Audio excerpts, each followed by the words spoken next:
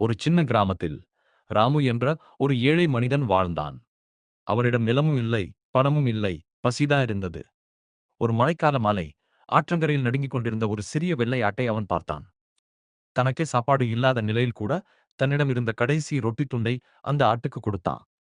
அடுத்த நாள் முதல் அந்த ஆடு அவனை விட்டு போகவில்லை.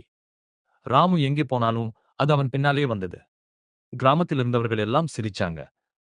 பிச்சைக்காரனுக்கு கூட இப்போ செல்லப்பிராணியா கேலி பண்ணாங்க. சில நாட்கள் கழித்து அந்த ஆடு திடீரென்று காட்டுக்குள் ஓடிச் சென்றது. அதைப் பார்த்த ராமு அதற்கு பின்னாலே ஓடினான்.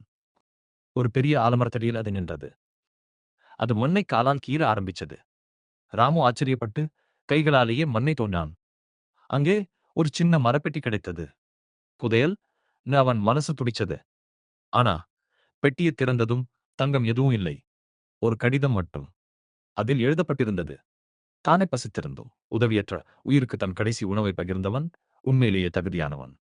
அந்த நேரம் ஆலமரத்துக்கு பின்னாலிருந்து ஒரு வயதான நிலத்தரசர் வெளியே வந்தார். அவர் சிரிச்சு சொன்னார், இந்த ஆடு ஒரு சோதனை. தன் கடைசி உணவையும் பகிரும் மனசு இருந்தா அவனுக்கு புதையல் வேண்டாம், வாழ்க்கையே மாறும். அந்த நாளிலிருந்து ராமுவுக்கு நிலமும் கிடைத்தது, வேலையும் கிடைத்தது, புதிய வாழ்க்கையும் கிடைத்தது.